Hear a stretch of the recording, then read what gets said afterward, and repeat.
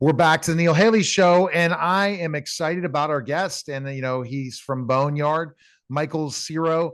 Michael, thanks for stopping by, man. And it's really interesting your characters. We're going to jump right into it because a bad cop that ultimately we're going to find out without giving anything away that we really don't know him that well in certain ways, and that's the kind of character you play. Then do a great job of showing you're just a real jerk, but yet not the jerk that maybe you could be. Yeah. I mean, I after my wife found out I was playing that character, she was looking for a good reason to get me out of the house. So that was I'm just kidding. I'm joking. I'm joking. No, but listen, you just hit it all on the head. You're very spot on. I think there's a lot that you would presume just by following this guy around, and there's a lot that you just don't know. And then there's a broken person in the midst of all this, right? I mean, he's struggling. Not that, I don't think he ever wants any kind of sympathy, but he's certainly he is crooked, and he's certainly someone that is not shy about overusing his power and kind of dusting off taking any accountability. So it's Yeah. definitely, and I appreciate you acknowledging that. So Yeah, absolutely. And without giving away. And that's the hardest part, right? Once you watch a film and you really live these characters, it feels like even if it's a streaming platform or watching a movie, you feel like you know them after that. And then when you get the chance to talk to the actor, it's amazing. So tell me how you prepare for this character and tell us the premise of a little bit about your character and the premise of the movie and your take. so let's go to the first question of prep for the character.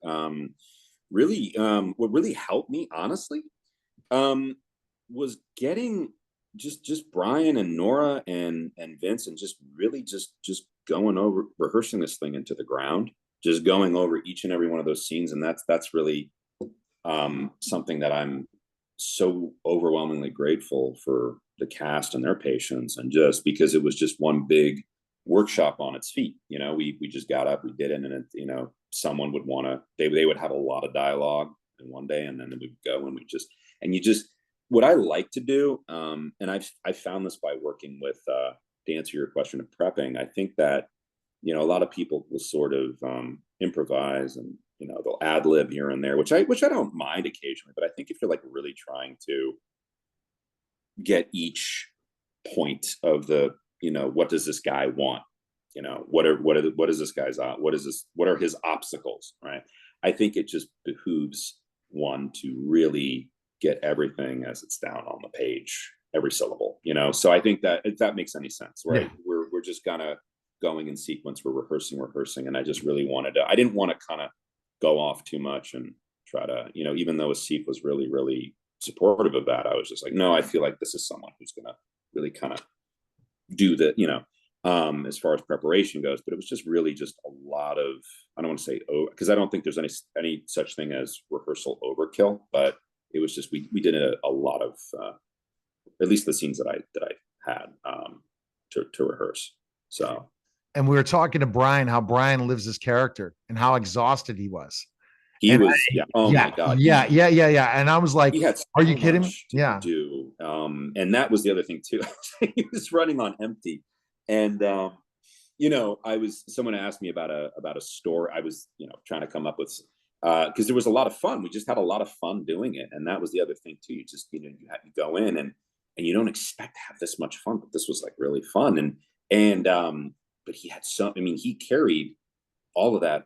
That's the whole entire film on his shoulders, and he was so great, and he was always very spot on with every single scene. He knew it front to back. He knew my lines. He knew, and that's what Oh was so man. beneficial. Yeah, like, I mean, and but he's been around a minute, and he's done some pretty really impressive work. His body of work as an actor, just and I've admired him since I was in theater school, since I was and I'm a huge fan of his, even more so now that I work with him. But he is, I would say, that heartbeat in the movie. He's the driving force, and he was terrific.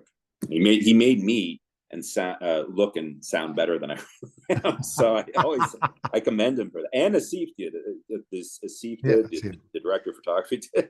So I was very appreciative of that. And so you're telling your character in a nutshell really quickly for people.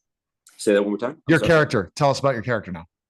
Oh, Tate. Yeah, he is I would say a prime suspect, or becomes a prime suspect in the story.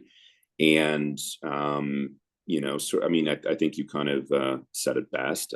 He is one would call a sleazy cop that overuses his power and has really no shame. But I think that what I found in him was, when he, there are these when I read it, at least I felt like there were these moments where he, went from where he was, having substance abuse problems, dealing with prostitution, dealing with, people who are really the bad guys of our world. And there was I think some transitioning where he wanted to get better and come out of this,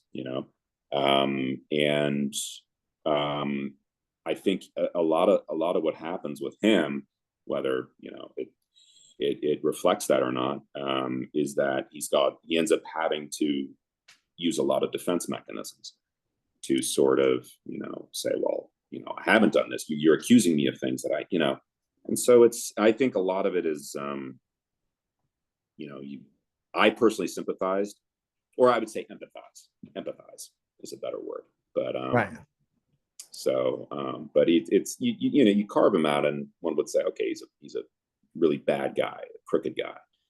But I see that there's some other nuances that he has that there's a greater good that I think whether or not people take away that part of it, I don't know. I don't know if you caught on to that. Yeah, no, I mean, I see a little humanity in him, a little bit. It's a little bit, an ounce, but an ounce of humanity. Yeah. And so the premise of the movie, which goes into some certain storylines, but give that to people just for your overall take. I like hearing everyone's take of the premise of the movie. So the premise of the movie. Yeah, it's based off of the the true crime of the West Mesa murders and sort of the it's one big giant unsolved mystery, and it's something that where you're saying it's a big whodunit, the entirety of the story unfolding, and you really never I don't want to give too much away, but no, that's the hardest part. But I just to get your premise. You want to hear my premise again, as you said, about a true crime that goes into different things. I think Mel Gibson did an unbelievable job in his character. It really showed the way he was able to teach how he was teaching the police department about profiling serial killers and kind of go back into the history of serial killers. So it gives a true crime with some history and a true story about a murder all in one, and humanity of that time growing up in New Mexico at that time. So you put all those things together with some unbelievable acting performances, and there you have Boneyard. Yeah, I mean, going to what you said just there about Mel, for example, I think I was there. If I'm thinking of the same scene you're describing, are we talking about in the big conference room? Yes. Okay. Yeah, I was there that day because I remember we were pivoting over to shoot something with me, but I had the privilege of sitting there in Video Village watching what I think what you're describing, if we're parallel. Watching Mel, it's just he makes it look insanely easy to do all that, and some of it he was improvising, some of it I don't want to say, but he's just all over, and it's just like, wow, it's I mean, it's so easy for him to just take something, any kind of material, and just make it whatever. And then the ending, which we won't say, but people will have to go see the movie, will keep you guessing the whole time, and you're going to learn a lot. But I think that the whole really getting us involved, and to think about anyone could become a serial killer is scary, and that makes you think at the end, and you makes you think throughout the whole Yeah, process and the characters. And that's the other thing. I mean, and it's funny because the first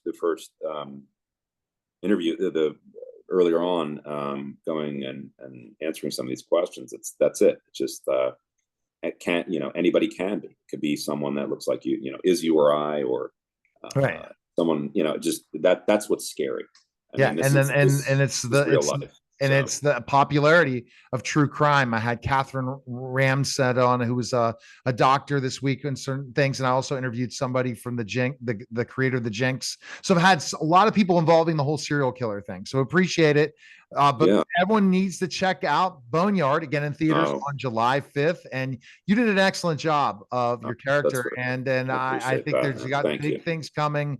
And I think that the whole cast worked really well for this film. And I had really enjoyed interviewing a lot of people about it. So No, everyone that's needs very to check sweet of you, out man. Boneyard, and best of luck to you, Michael. Where can people That's find you too, social media wise? Where can they find you? Well, say that again. Where can they find you social media wise? Oh, I'm on Instagram and Facebook. A good buddy of mine, because again, and I was complaining to Emma how unsavvy I am with all this, but I'm getting better because now I just made myself public, and I was private before. Oh my But goodness. someone of note who told me I'll get a lot more followers if I unprivate myself, and my friend Chad, and he was right, because then but I'm on Instagram as just Michael Sirow. All So right. I'm getting better. I've got 42 posts on there, and I'm starting to Lionsgate's been very instrumental in helping me add stories and things like that. So Awesome. Well, best of luck to you. And it then, means so all much. right. And And everyone needs to check it out. Thanks again, man, Michael. I appreciate thank it. you. All Thank you right. for the You're time. listening and watching The Neil Haley Show, and we'll be back in just a moment.